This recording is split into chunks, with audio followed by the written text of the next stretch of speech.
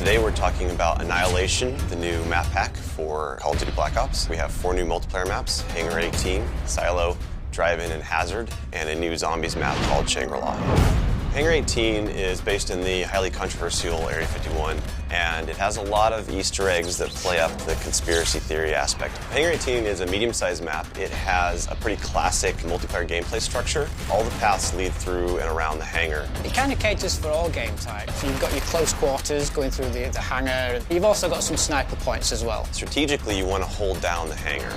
You can work with your teammates to really control the 4 main flow points, then you're going to dominate the map.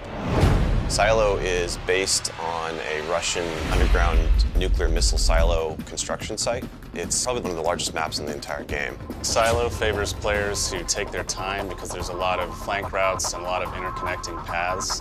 So players who are smart and use decoys and pay attention to the mini-map are going to be more successful. You can't really stick around in one place for too long because you're going to get shot from multiple angles. You really need to learn how to play the map, how the paths flow, and you need to stay on the move. Nuketown was a really hugely successful and popular map with Black Ops, and we wanted to do another map in the DLC that kind of emulates that style of gameplay. Drive-In's a fairly small map, but it does have a variation of battles. You've got the wide open area in the middle, the actual Drive-In itself, but then you do have close quarter battles down the side. So Hazard was inspired by one of our World at War maps called Cliffside, but it's a complete reimagining of it.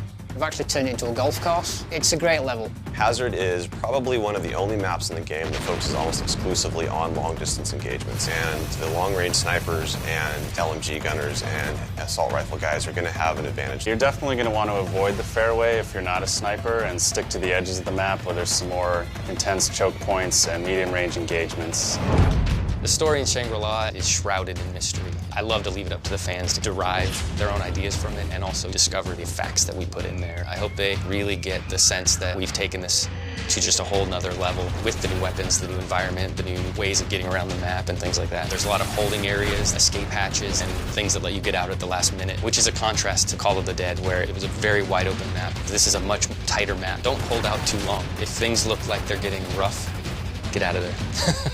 It's time to go. With Annihilation, we had a goal that we really wanted to push the visuals in all the maps. Each map feels very unique from one another. They feel like the kind of maps that you just want to spend a lot of time in. Annihilation hits Xbox Live Marketplace on June 28th.